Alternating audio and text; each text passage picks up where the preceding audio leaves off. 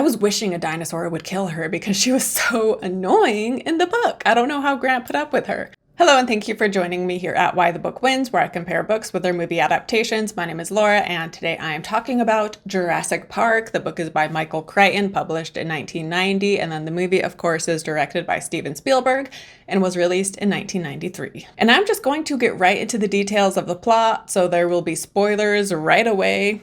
Super quick spoiler-free thoughts. Both book and movie are fantastic, and I highly recommend both of them.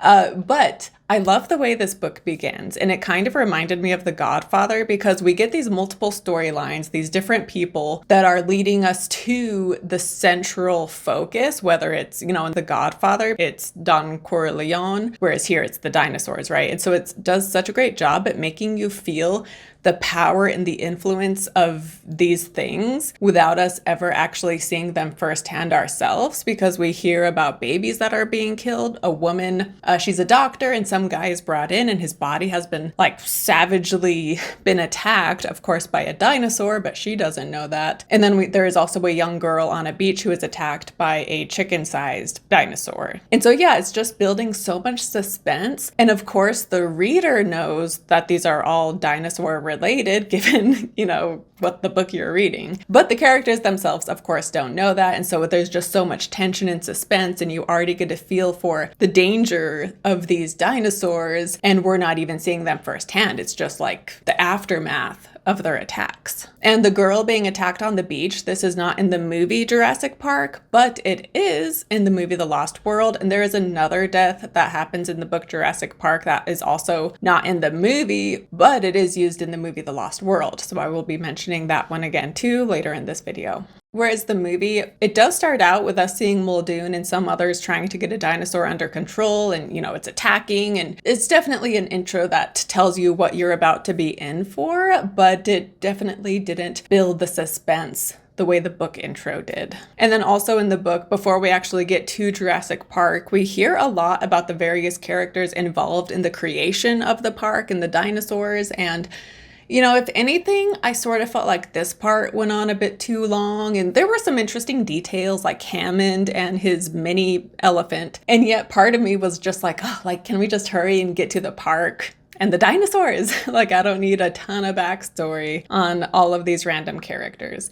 My first time reading the book, I think maybe I was more into this part, but the second time around, I was kind of just wanting to get to Jurassic Park. And there are quite a few characters in the book that are here at Jurassic Park. And so we have the ones that are flown in, Alan Grant and Ellie Sattler, the two paleontologists. Well, Grant is a paleontologist. Sattler is a paleobotanist. Ian Malcolm, the mathematician, Gennaro, the lawyer, Tim and Lex, Hammond's grandkids. And then there are the people that are more directly involved with the park, such as Ed Regis, who is their PR manager, John Arnold, the guy who kind of just oversees everything, and Muldoon, the animal handler, Dr. Wu, the geneticist who helped create the dinosaurs, Dr. Harding, the veterinarian, Dennis Nedry, the guy in charge of the security systems, and then, of course, Hammond, the mastermind behind it all. And the movie cuts down these characters quite a bit because we do have Dr. Wu here, but he is not as big of a character as he was in the book.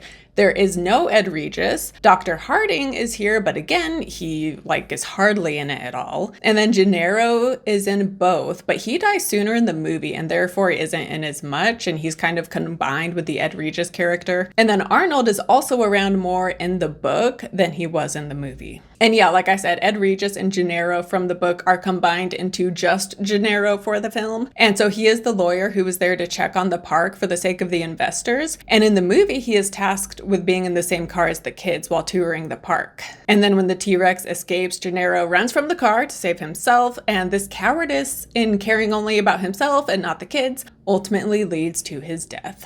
Whereas in the book, Ed Regis is the one who had been with the kids, and so he is the one that abandons them. And we get more from his perspective because he runs away from the car and he's down on some cliff or something. He's it's dark and it's muddy and he's kind of in the wilderness. And he realizes that he has leeches on him, which was so disgusting. And then as he is there, he is trying to think of he thinks the kids are dead. And so he is thinking like the false version of the story he can tell Hammond, like making himself out to be more heroic. But then he ends up hearing the kids in the distance and he realizes like, oh shoot, the dinosaur didn't kill them. And so then his PR brain is like, okay, well, they know that I just ran and left them, but what lie can I tell to make it seem like I ran away, but not out of cowardice? And I actually had a good reason for it. So he's calculating, thinking like, what kind of story can I tell that doesn't make me look bad? However, ultimately, like Gennaro in the movie, the T-Rex ends up finding him and he dies. And then also in both, so Malcolm and Grant were in the car behind the car with the kids. And in both, Malcolm runs from the car he is in, and in the book, he asks Grant like what they should do not to be eaten by the dinosaur. And Grant says like, I have no idea. And so Malcolm then, he just makes a run for it. And he is attacked, but the dinosaur's heart isn't in it because it's not as hungry. And so Malcolm survives after he makes a tourniquet for his leg. Whereas in the movie, they make Malcolm more heroic because he gets out of the car in order to distract the dinosaur so that Grant can help save the kids. Also in the movie, Grant, he knows beforehand that a T-Rex doesn't see you unless you move. So right from the bat, he knows this in the film. Whereas in the book, he doesn't realize this until like the midst of one of the attacks. He realizes like, whoa, it didn't see us until we moved. And so that's something he finds out early on.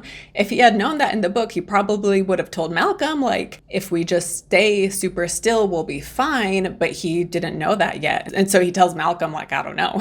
And that's why Malcolm runs off. But I am getting a bit ahead of myself. So Hammond, he flies some people in to check on the park. In the book, he has to do this because people are skeptical and they're worried, like his investors. And so they want an outsider's input. Whereas in the movie, he did have people come check out the park and approve it, for its safety and whatever. He was doing that in part to appease the investors, but they were not breathing down his neck and threatening him the way they were in the book. And so in the movie, it almost came across like he just wanted to show off his park because he thought everything was great and he just wanted them to see it while also kind of appeasing the investors. Whereas in the book, he was being forced to have people come inspect it. But to be clear, in the book, Hammond doesn't think there's a problem with the park either. He has his investors and lawyers who are paranoid and worried, but he himself is delusional. And he's like, the park is fine. I'm just doing this to appease these investors. And when they first arrive in the movie, it is truly magical, and Sattler and Grant have tears in their eyes as they see living dinosaurs, animals that they have been studying and obsessed with for, a lot of their life at this point. And so I did love this moment, and you just feel like the awe and the wonder and the magic and how much this means to them to be seeing these creatures alive and walking around and being able to study them. And Malcolm is amazed in the movie as well, but as in the book, he is still incredibly skeptical and he does not think this will end well. And in both, they see Dr. Wu and he tells them about how the dinosaurs were made. And in the book, they spend more time with Dr. Wu and John Arnold, and they're showing them the security systems and the tracking of the dinosaurs. And we spend a lot of time with the people in charge of Jurassic Park trying to prove to Sattler and Grant and Malcolm that every safety measure has been applied and that the park is safe. And in the book, they show them this dinosaur counter because they know how many dinosaurs are in the park because they are creating these dinosaurs and they have made it so that they can't breed in the wild. And so they're like, we know for a fact we have 267 dinosaurs. And so they set their dinosaur tracker to track 267. But then Malcolm, he's like, what if you set it to 300? And so because they had it only set to the number that they had created, that's all they saw. But when they adjust it to go higher and higher, they realize there are way more animals in this park than we realized because they have begun to breed. And then also in the book, we hear various characters think about all of the problems there are within the park. And every section of the park has huge problems. So whether you're in the mind of Dr. Wu, John Arnold, Dr. Harding, all of them know about countless issues that are going on in the park. And so it never feels like a magical, wonderful place the way it does in the movie, because you just see so early on how dangerous it really is and all of these issues it has. Whereas in the movie, we do hear, there's the scene when they're having dinner with Hammond and Grant and Sattler and Malcolm are all expressing their concerns. But still, and we get that intro in the movie too, but still in the movie, you don't feel how dangerous and how many problems there really are with this park. And also in the book, when his grandkids show up, the people involved in the park are just like, are you insane? Like, this park is way too dangerous. You should not be putting these kids' lives at risk. Whereas in the movie, when the kids show up, no one has a problem because no one quite knew the dangers that were to be had. And I just want to focus on Hammond for a minute, because in the book, he was just so delusional and thick-headed. And Dr. Wu and Arnold would try to talk to him and express their concerns, and he just would not hear it, and he would just shut them down. And there is even a part when it's nighttime and the kids and Grant still have not returned and they're just out there somewhere. And Hammond is just totally off his rocker, and he's like, oh, they'll be fine. After all, the park was made for children. And so that just kind of adds to the fear and the horror of the book, is the fact that Hammond is just not in touch with reality at all and not willing to accept the dangers involved. And Muldoon is telling him how dangerous the dinosaurs are and that they need more impressive artillery basically in order to protect themselves if something goes wrong. But Hammond, he's just like, what? No, my dinosaurs, I can't put their life at risk. And then near the end of the book, once things are kind of under control and they're just waiting for a helicopter to come get them, Hammond, he is walking and he's just thinking, even after everything, he's just like, oh, these people, they never had any faith and they ruined all of this. And, when I start over again, I'm going to do this and this, and thinking of how he's going to do it differently. Basically showing that he hasn't learned his lesson because he still wants to do this all over again. And while he is walking, he trips and he hurts his ankle, and so he is injured. And then the compies are these tiny dinosaurs that prey on injured, dying animals, and they can sense that he is injured, plus he's really old. And so ultimately he is killed by these compies that attack him. And this is a scene that is not in Jurassic Park, because Hammond lives and he is not nearly as crazy as he was in the book. But in The Lost World, there is a character who is attacked by compies like this. But yeah, in the book, when he dies, you're just kind of like, wow, good riddance, because that guy was crazy and dangerous. But in the movie, Hammond, he does start to listen to reason. And at one point, he even gets strict with Arnold because he's wanting, I forget what he's wanting to do, turn the power off to try to fix the electric fences and things. And Arnold is hesitant, and Hammond is like, hey, people's lives are at risk, so you have to do this. People are dying. And so Book Hammond never would have done that because he didn't care about the lives of the people. All he cared about was his park. And then, yeah, like I said, by the end of the movie, he is alive and well. And yeah, he was just a much more likable character. And, we do see how he is delusional to some extent and how he was very prideful in creating Jurassic Park. But yeah, he hasn't totally lost touch with reality the way Book Hammond had. And then, as said, in the book, the park already has countless problems, but something that causes a huge issue in book and movie is the programmer Dennis Nedry, because in both, he has made a deal with a competing genetics company to steal some embryos for them. And so to do this, he unlocks the whole park. And so he plans to be gone for 20 minutes to steal the embryos, take them to a guy at the dock, and then come back. However, there is a huge storm and he gets lost, and ultimately a dinosaur that spits poison kills him, and he is never able to return.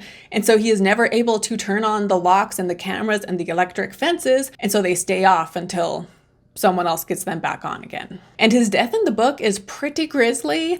The movie stays, pretty faithful to how he dies, but it is PG-13, so we don't it's not super graphic, but I thought it was really well done the way they filmed it. And then Nedry is played by Wayne Knight, who is just perfect in the role. And yeah, I just love everything about Dennis Nedry in the movie. He was so good. I mean, you hate him, but it was such a great performance. And then I know I'm kind of going over this character by character and kind of hopping all over the plot, but because I just talked about Dennis Nedry and how he turned off the whole system, I now want to talk about Tim and Lex, because they are who get the system back on. I mean, it's a group effort because John Arnold is working on it as well. But ultimately, in the end of the book, Tim, he is the older of the two kids. He is the one that has computer knowledge. And so he is able to get the computer, like he's able to get things turned on and fixed again and contact this guy at a boat to tell them to come send someone to pick them up. Whereas in the movie, Lex, the girl, she is the older one who knows about computers, and she is the one that gets it working in the end. And in both, Tim is obsessed with dinosaurs, whereas Lex is into baseball. And plus in the movie, she also calls herself a hacker. But in the book, Lex was actually the younger one, and she is super into baseball. But she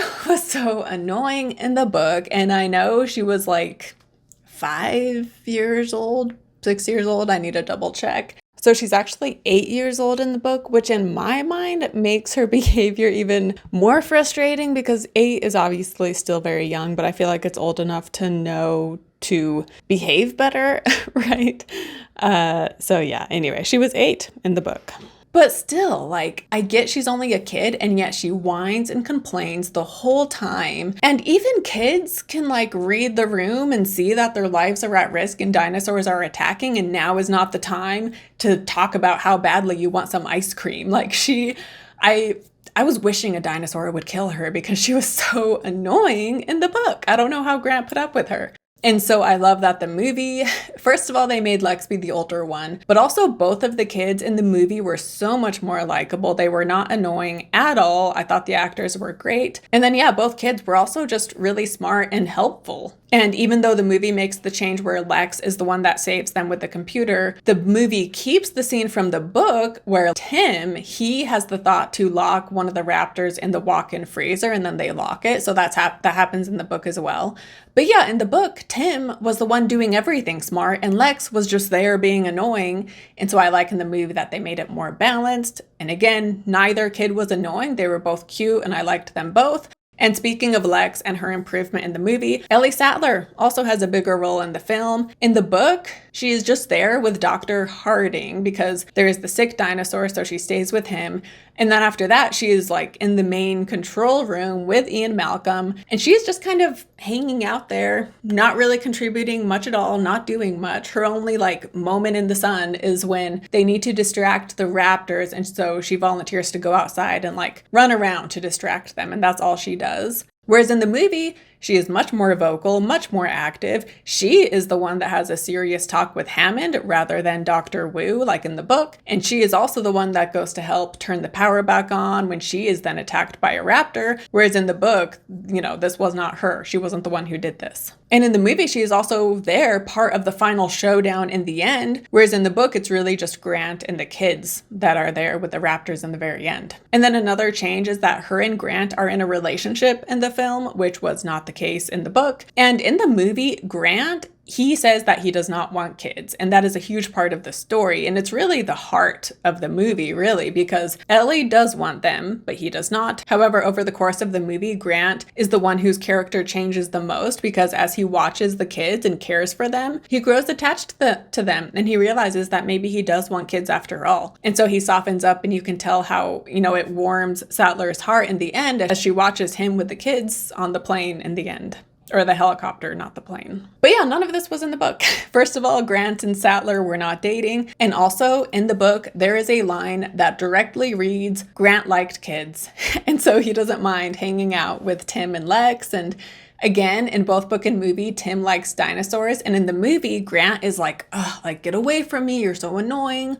Whereas in the book, Grant enjoys talking to Tim about dinosaurs. And then, so with the raptor showdown in the end, like I said, it is Grant and the kids. And so first of all, Tim is doing his part to get the power back on and to get something on with the grid. And then also again, contacting someone on the outside and telling them to send help. And then also the raptors there in the hatchery. And so Grant, he injects some of the eggs with something that's dangerous to raptors, and he rolls it over to the raptors, hoping they eat it, and this does work with some of them. And then at one point he has a radio, and he tells Ellie to talk to him, and then he tosses the radio far away from him, and so the raptors hear her talking through the radio, and that, gets the attention off of him. And then once help does arrive and they are being flown off the island, as they are flying away from it, other airplanes come in with bombs, and they bomb the island to just get rid of everything and all of the dinosaurs. However, in the epilogue, we see that Grant is still in Costa Rica, which is like the nearest place to where this island was, and he is being held there because the Costa Ricans believe that some dinosaurs made it off the island and now they are here, and due to, the patterns they are seeing, they think it's the dinosaurs, and so they want to keep Grant around so he can help get this situation under control, and that is how the book ends. So it's very much, leading up to a sequel. Although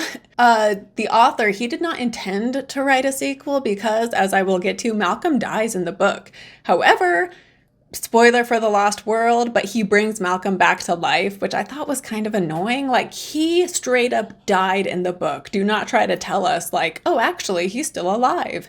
Like, no, like, you can't just go back and change something like that. But I read that Michael Crichton, people wanted a sequel, and he felt like he was just unable to write a Jurassic Park book without Ian Malcolm. And so he felt like he had no choice but, to bring him back to life, basically, in order to write The Lost World. But coming from today's day and age where they leave, nearly everything open for the possibility of a sequel, that way if it does well, they can milk it for all it's worth. I therefore assumed that that's what he was doing here as well. But yeah, I love that he actually did not intend for a sequel, and that he wanted it to have the kind of ending where it's like, it's the end, but it's really just the beginning, and he's leaving it so open-ended, but in a good way.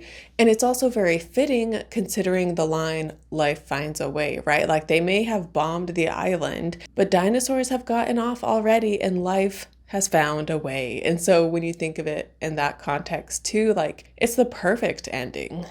But in the end of the movie, so here, as they are fighting off the raptors, Grant, Ellie, Lex, Tim, the T-Rex shows up, and this ends up killing the other raptors. And while that is going on, they are able to escape the building and get to the helicopter that is going to take them away.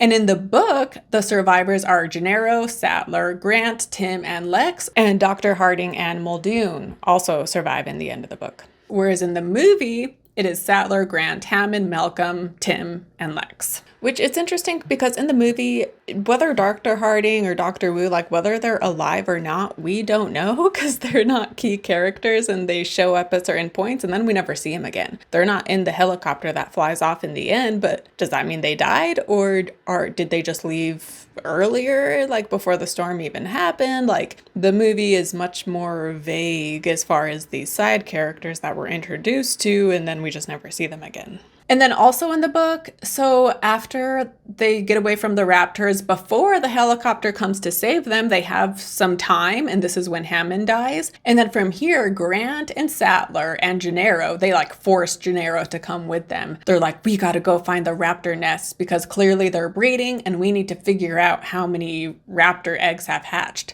And so we get this whole section where they go down to study a raptor nest, and they count the eggs, and they also realize by the behavior patterns that the raptors are wanting to migrate. And this part, I didn't like it the first time I read the book, and I didn't like it this time either, because the climax of the book has happened, and then suddenly, like, the ending drags as we then go see them study the nests, which just felt like a pointless scene. But then with the end of the movie, I did want to mention how we see them look out the window and they see pelicans. And this shot seems to be very meaningful as they look out at these birds. And I think the significance is that these pelicans kind of have a prehistoric look to them. And they are these prehistoric looking creatures that live out in the world that they are meant to be living in, unlike the dinosaurs, right, that were brought back from a time so unlike our own. And they were expecting to be able to control these dinosaurs in today's day and age, and just how dangerous and unnatural that all was, right? Whereas here in the end, we're seeing the pelicans, and it's this beautiful moment because, like, these are animals that are meant to be living in this time and place, and it's something so natural, whereas the dinosaurs were very unnatural. And so it's showing how, we're back into the natural world and things are as they should be. And then just a couple things I wanted to mention that are in the book but not in the movie. We get a scene when Grant is with the kids and they go into what is called the aviary, where they're not pterodactyls, they're something else, but some similar flying dinosaur lives in the aviary, and it ends up attacking Grant and the kids. And then they also end up in the Triceratops pen, and Ellie befriends a baby Triceratops. This was also not in the movie. In the movie, the Triceratops is the one that is sick, that Ellie is checking out, whereas in the book, that was a Stegosaurus that was sick. Also in the book, there were 2 T-Rexes. There was an older one and a younger one, whereas in the movie, I think it was just the one. Also, something I love in the book, and another way it builds such suspense, is that we get multiple times where people in the control room, for example, at one point, they are seeing the aviary on the map, and one of them says something about it, and Hammond or Dr. Wu or someone is like, oh yeah, we have, this type of pterodactyl in there, but they would attack humans and it's super unsafe. It's a very dangerous place to be. And so that is why you did not see it on the tour. So right after we hear about how dangerous it is, we then cut to Grant and he's like, oh, check it out. We're headed to the aviary. And they have no idea the danger involved, but the reader does because of what we just found out. And the movie kind of has a scene similar to this where Ellie is turning on the electric fences, which is a good thing. But what she doesn't know is that Grant and the kids are having to climb over one of the electric fences. So as she is making her way turning them on, we cut back and forth between her and the kids on the fence. And so, yeah, that was a very suspenseful moment. And then also kind of like how in the book, Grant did not realize dinosaurs could not see you if you stayed still, but then in the movie he does. Along those lines, he also was aware of how smart raptors are. And in the beginning, we get that scene when he's talking to the boy about how, raptors will plan and execute an attack. And then this comes full circle because later on, this is what happens to Muldoon. And this is how he dies in the movie. Whereas in the book, they didn't know how smart raptors were. Like Muldoon, he knew the most because he worked with them. But still, over the course of the book, they're realizing how calculated raptors are.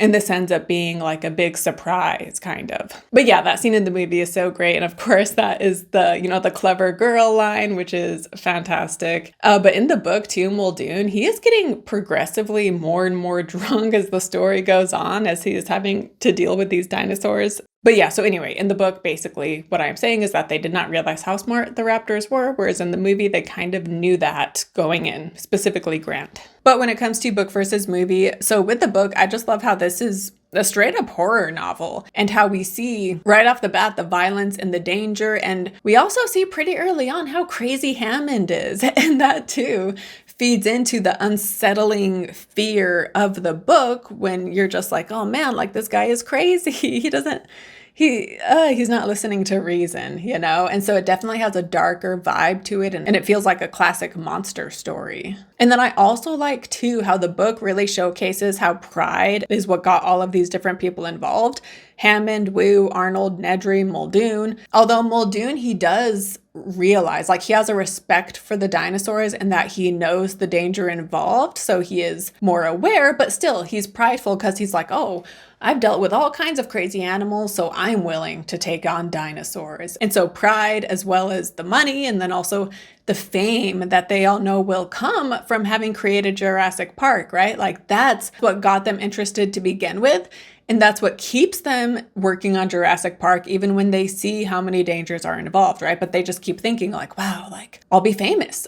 This is one of the biggest things ever happening in history. And so, Dr. Wu, he just can't resist the fact, all of the acclaim he will get once this can be published and out in the open. And same goes with everybody involved. And as Malcolm says, they were too busy thinking of how it could be done that they didn't have the humility to think if it should be done. And I also love how in both he says that they didn't earn their knowledge and that they are just wielding a power that they didn't work to attain. And therefore, they don't have the respect and the humility for this power, right? And then, of course, another great Ian Malcolm line from both book and movie is when he says, life finds a way. And before, it'd been almost 5 years since I read or watched this. And in my head, I was thinking that the line was nature finds a way. And so when I read the book and realized that the line is life finds a way, like that is such a fantastic line. It's just so simple yet so powerful. But yeah, the movie, it starts out much more lighthearted, and while we do get the dinner scene where they talk about how this isn't going to end well,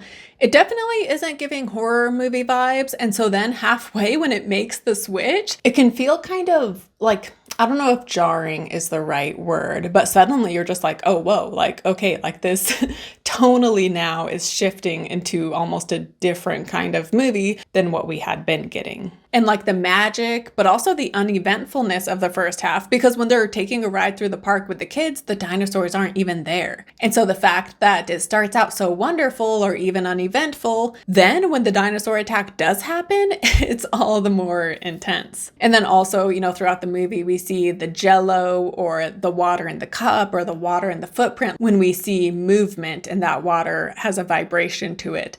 It was just so cool and so well done. And then I also love the part when Ellie is turning on the electric fence and she is freaked out by the raptors, and so she's all flustered.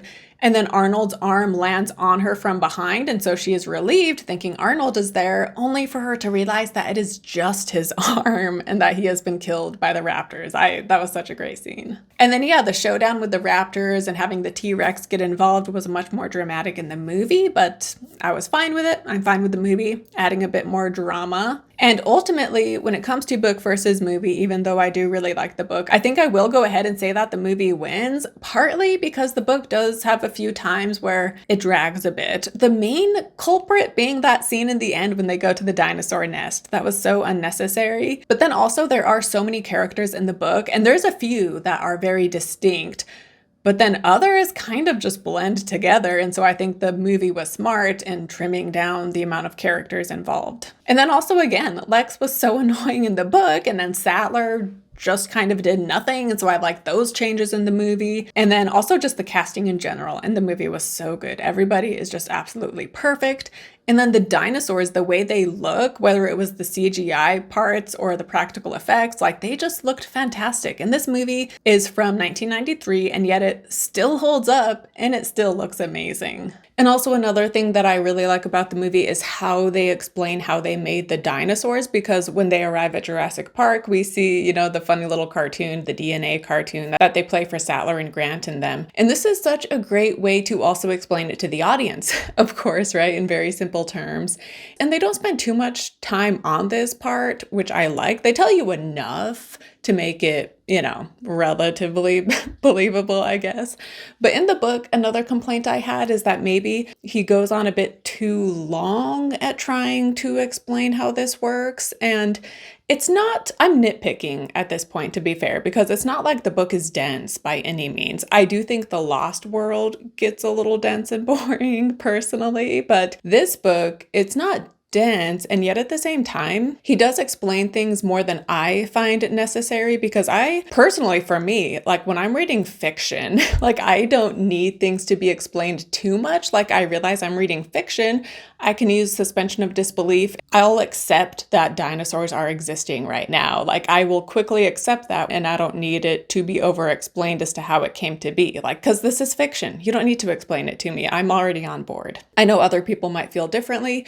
I also have zero knowledge of real-life dinosaurs, and so how accurate he is when talking about dinosaurs and things like that, I don't know, and I also don't really care. So again, I'm just on board with what he is telling me, and I don't need it over-explained. And so again, I just love the way the movie explains all of this with their cute little cartoon, which makes it so accessible to the audience as well, regardless of your age. But if you are a huge dinosaur person, and if you actually do study them in real life, you might have a totally different take on all of this. And so yeah, share your thoughts on this down below in the comments. And yeah, Spielberg, it's just amazing because he is able to make these big blockbuster movies that appeal to, movie critics and then your casual casual moviegoer alike, right? His films are just such high quality while also having such mass appeal, and that can be really hard to find. I personally prefer Jaws when it comes to Jurassic Park or Jaws because they are kind of similar, but still, this is still an amazing movie. And yeah, so the movie wins over the book, although I would still recommend the book, and it is different enough from the movie that even if you know the movie well, I think you should still check it out. Also, I forgot to mention that this was my second time covering Jurassic Park because I did cover this back in 2020 when I first started Why the Book Wins, when it was just a podcast. This Jurassic Park was like, I think about my 5th episode I ever did. So I did upload the audio on YouTube.